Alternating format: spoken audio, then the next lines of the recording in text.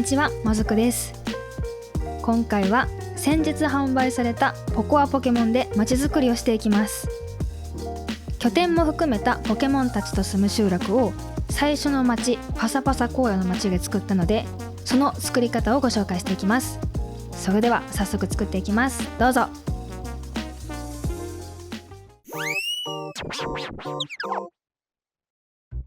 作る場所はモジャンボ博士と出会った洞窟を抜け、そこから見える土地です。イメージは建築キット3件使って作る高低差のある集落です。今見ている場所から全体が映るようにしたいので、向こう側に移動します。1軒目を崖上に立っているようにしたいので、メタモンの口からブロックを吐き出しながら、ドラマで犯人が追い詰められていく時の先に行くほど細くなっている崖の形にしていきます。そして家を建てるために崖上を整地。この岩砕きのパンチが可愛くて、こういった作業も割と楽しくできちゃいます。マイク型違って時間経過で崩したブロックが消えたりしなさそうなので、吸い込むでしっかりとカバーにしまいます。ある程度平らにできたら、また崖作りの続き。そして家を建てた後は移設しないと地面を変えることができないので、建てる前に地面を草原の芝生に変えていくんですけど、ストーリーを進めるとメタモンが覚える転がるでコロコロ転がると簡単に崩すことができます。整地って地味に大変なんで、この便利さには驚きました。あとやっぱり一つ一つの動きがめちゃくちゃ可愛いです。ということで崩したところを埋めていきます。この時点ではまだストーリーをクリアしていなかったので、全ての要素が解放されていなかったんですけど、クリア後建築がスムーズになる便利な機能が解放されたので、すぐにでも本格的に建築をしたい方はストーリーを進めることをおすすめします。手前から見るとこんな感じ。まだまだ崖上の面積が足りない気がするので、さらに広くします。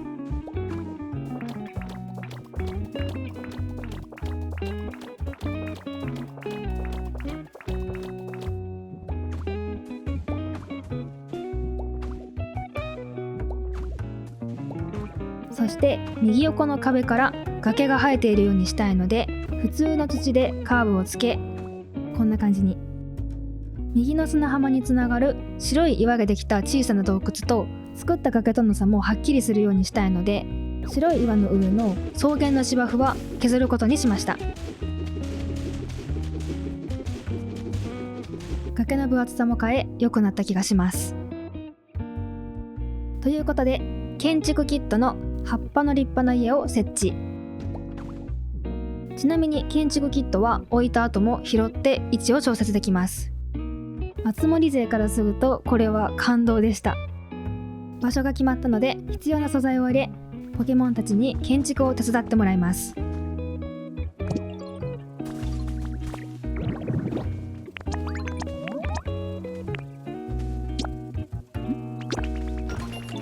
そして次の日、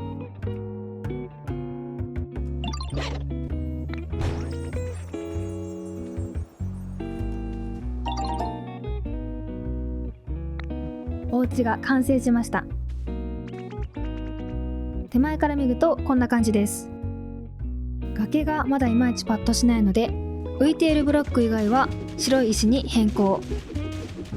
メタモンの首を痛めながら頑張っていたので、遠くのブロックまで崩せるマウス操作でやってみたんですけど、岩砕きしかマウス操作が使えないらしく、他の操作は慣れているプロコンでやりたかったので、そうなると切り替えが少し面倒なのでマウス操作は断念しました。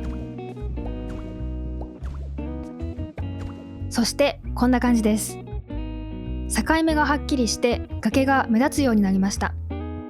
ただまた一つここで気になったのが、ブロックの表面がシンプルなので何か変化が欲しいということで、崖岩と粒崖岩を使って表面に変化を出していきます。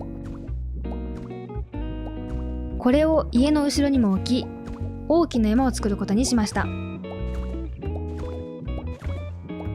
全体はこんな感じです。画面に映る範囲の表面をとりあえず変え、崖下にも地面までブロックを追加し、崖の土台を作りました。パサパサ荒野の町では、この場所以外は崖岩ブロックで山が作られているんですけど、ここだけは普通の土の山なので、真似して作ってくれる方で大変だなと思ったら、最初から崖岩ブロックができているところで作ることをお勧めします。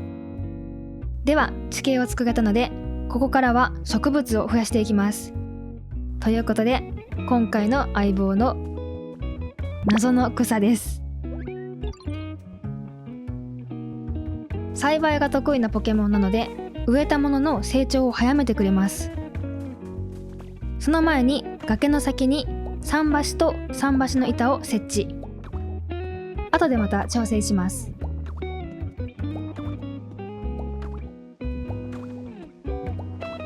では家の周りに木を植えていきます。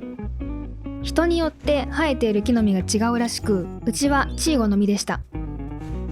ちょうど葉っぱの立派な家の色と相性がいいので、その木と三角の木を植えます。穴を掘れば木を埋めることができるので、飛び出た葉っぱの部分だけを見せて低木のようにも使います。さらに木と木の間は一マス開けなくても成長するので、ところどころ隣接させて植えていきます。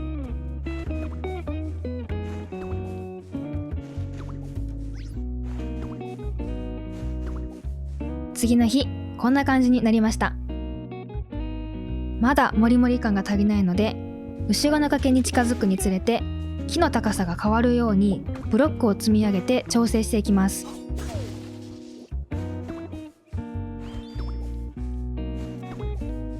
そして追加で木の葉で草を生やして立体感を出し、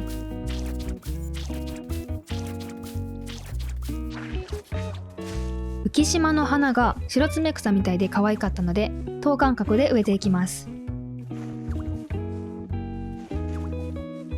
しかもなんと桟橋の上にも植えることができるみたいで、こんなにも自由度が高いのかとびっくりしました。手前から見るとこんな感じです。もりもりになってくれました。では次はサラダを食べて木の葉をパワーアップさせ、崖にツタやぐるぐるツタを生やしていきます。これも表面に変化を出せるので、簡単に凝ったエリアに見せることができる気がします。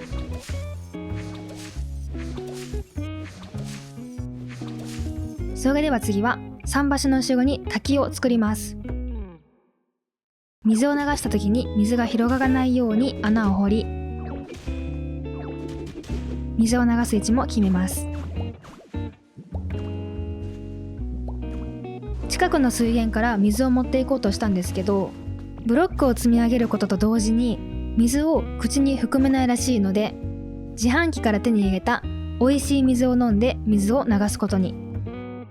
しかもなんと十字ボタンで水位を変えることができるらしく、想像以上の自由さに驚きっぱなしです。水位は高い方に決め滝を作りました。なかなかいい感じです。せっかくなので元からあった左の池とつなげます。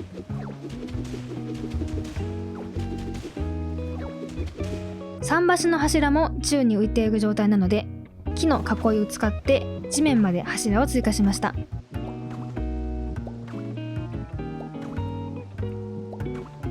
ただ柱を追加したことで桟橋の長さが少し短く感じたので、2マス分増やし、バランスが良くなりました。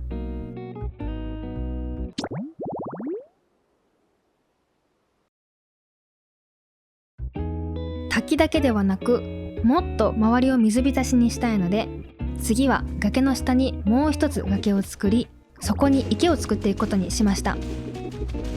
上の崖よりも一回りほど小さい崖を枠だけ作り、一部草原の芝生で地面を作ります。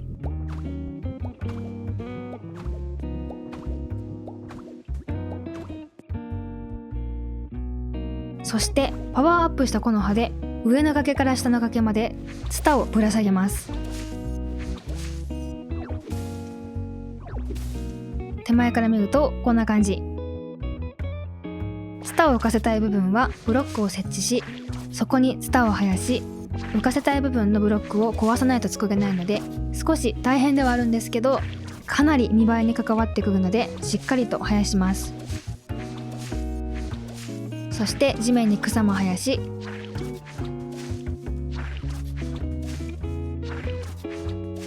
こんな感じになりました。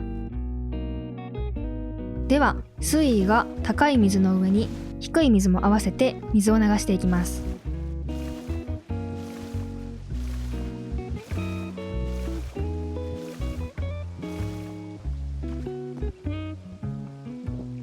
どんどん潤ってきました。このまま下にも池を作ります。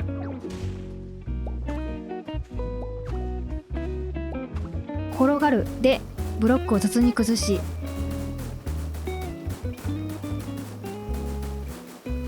中心に行くほど深く塗るイメージなので、地面を掘り下げていきます。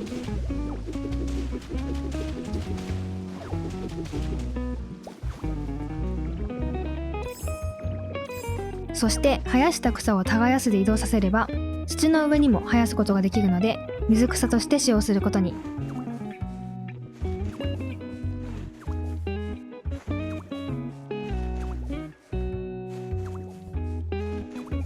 止めていた滝を流して、どんどん池に水を入れていきます。ですが途中で中心ら辺に水が届いていないことに気づきました。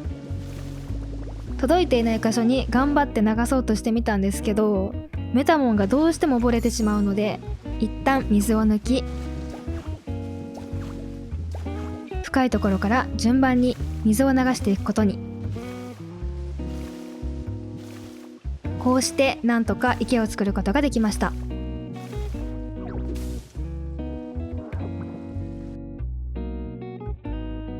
ということで次はパワーアップした木の葉を使って水草を水面に浮かせていきます。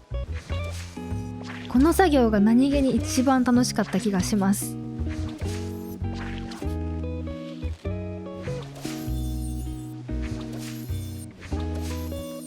手前から見るとこんな感じなんですけど、家も池も画面にいい感じに映ってもらうとなると、池の高さが足りない気がしたので、水をまた流し調整。上から流してみたら水草は浮いてくれなかったので、居合切りで切って同じ工程をもう一度繰り返しました。映り方に満足したので、次は家具を飾り付けていきます。桟橋入り口に矢印看板、桟橋の先にボロい木箱、家の前は踏み石で道を作っていきます。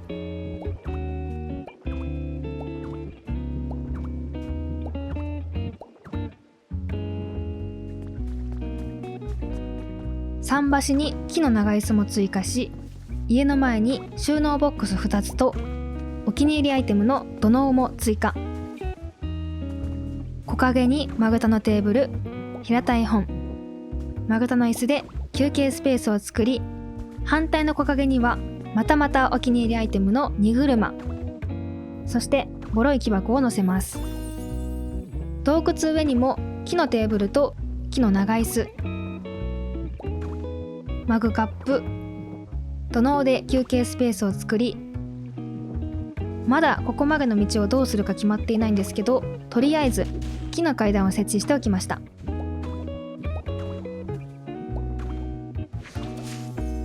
さらに下の池の上にボロい木箱、桟橋の先は木箱から町の街灯に変更。そしてクラフト素材の紙のゴミと葉っぱを落としていきます。これだとマス目に合わせずに飾れるのでおすすめです。追加でもう一種類たくましい花も植えていくことにしました。なぜかポケセン前のうちのパソコンは青い花がよく並ぶので、ちょうど家のドアともぴったりなので使ってみました。あとは荷車の前に樽とランタンを飾って、1軒目のお家は完成です。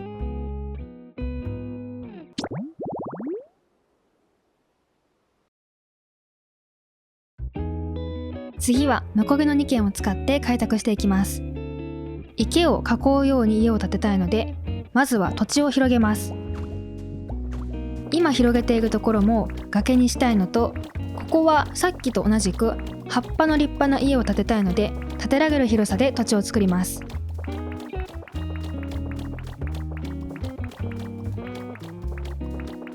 ちょうど画角に収まる位置に作ることができました。葉っぱの立派な家の位置を決め、3軒目に移ります。立体的なエリアにするために池よりも1段上げ、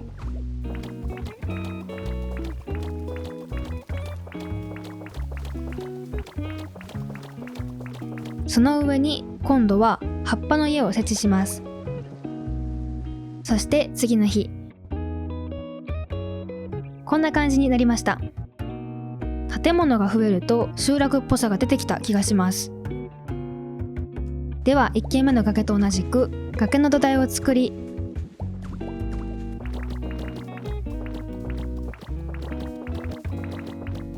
崖に沿って草原の芝生ブロックをところどころ置いていきます。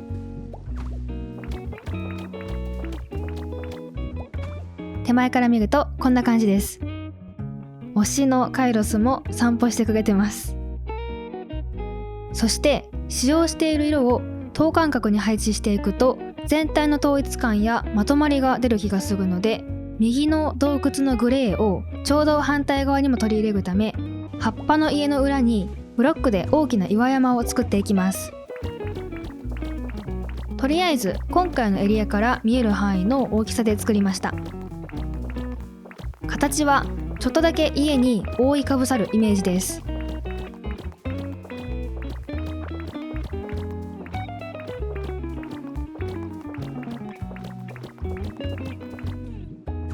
ということで全体はこんな感じになりました。バランスが取れた気がします。では次は次回作る予定のエリアまでつながる道を葉っぱの家の横に作ります。家と同じ高さで道を作りたいので調整。推しの沢村も喜んでくれました。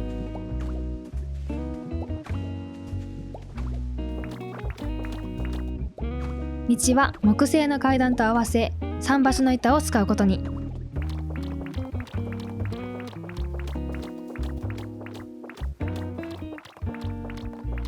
ところどころ向きを変えておくと可愛かったのでやってみました。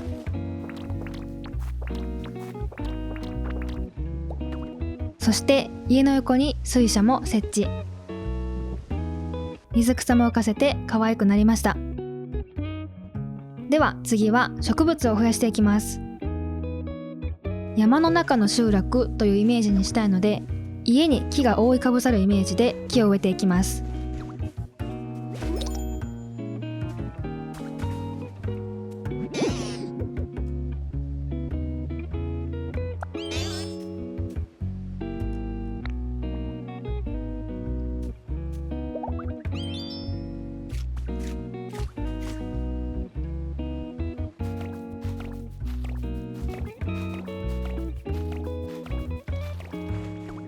全体はこんな感じです。次は飾り付けをしていきます。手前の地面のガタガタは残しつつ歩きやすくしたいので桟橋の板を設置。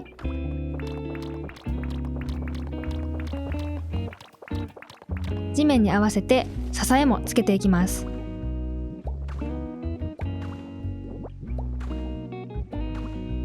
これで歩きやすくなりました。次は桟橋後ろにピクニックスペースを作ります。まず植わっている木に沿うように木の柵を設置。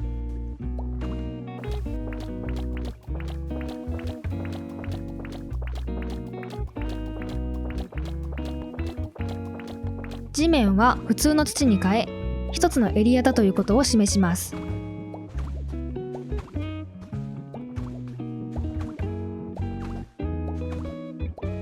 そして石のテーブルと石の長椅子を飾るんですけど、石の長椅子はレシピを持っておらず足りなかったのでどこかで見つけ次第追加します。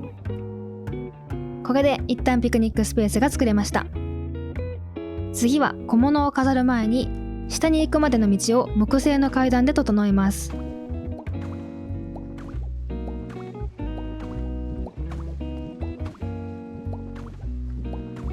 これで歩きやすくなったのでピクニックスペースを飾り付けていきます。角に樽とランタン、草を土の上に植えます。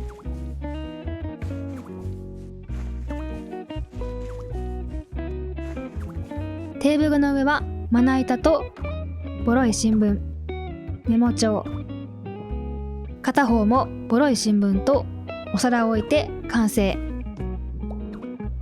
家の前も続けて飾り付けていきます。ここはテーブル、椅子、お皿、食べ物でゴクリンの生息地にしました。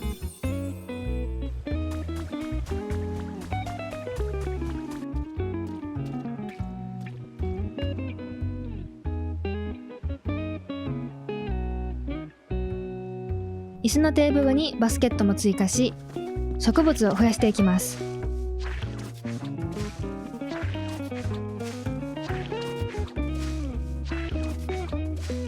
ということで全体に植物を増やし、こんな感じになりました。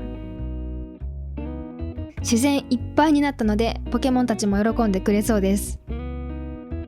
ではここから家具で飾り付けをしていきます。まず家の前に踏み石で道を作ります。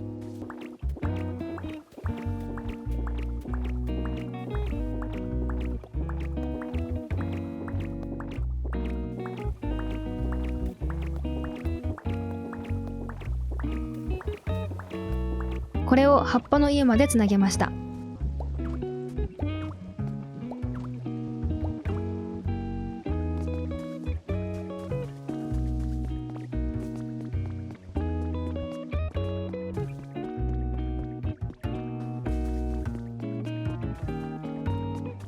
そして崖下にボロい木箱と土のう、道沿いに道しるべ、桟橋下にボロい木箱と荷台、角に樽も飾ります。奥の桟橋の下にも飾っておきました。仕上げに紙のゴミと葉っぱで飾り付けして、こんな感じになりました。では次は背景をもう少し作っていきます。作った岩山のところから滝が流れているようにしたいので、穴を掘り水を流します。もう一つあっても良さそうなので見守りカメラを設置して位置を確認します。これは遠くにいるポケモンの様子などをすぐに確認できるカメラなんですけど、円形を作るときにも使えそうです。位置が確認できたので穴を掘って水を流します。さらに土の上の山にも滝があっても良さそうかなと思ったので、少し土地を広げ、池も広げて、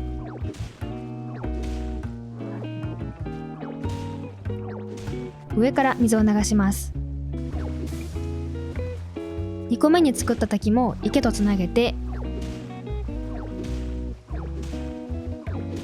こんな感じになりました。では最後の微調整です。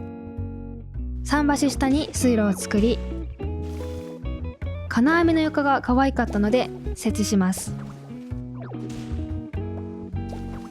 石の長い椅子も手に入ったので設置したんですけど、まさかの新たな生息地として判定されました。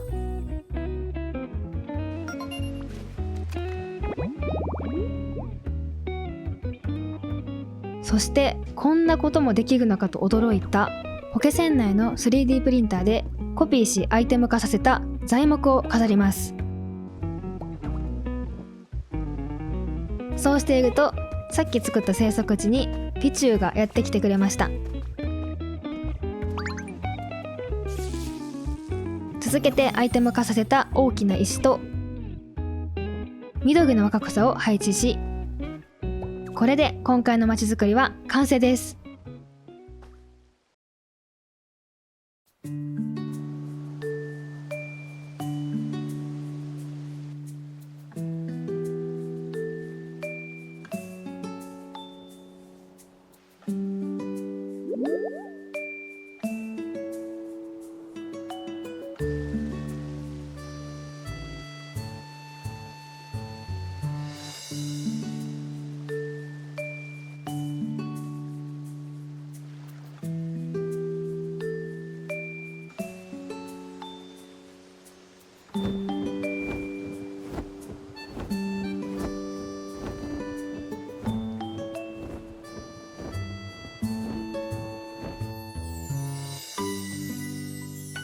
いかがでしたでしょうか。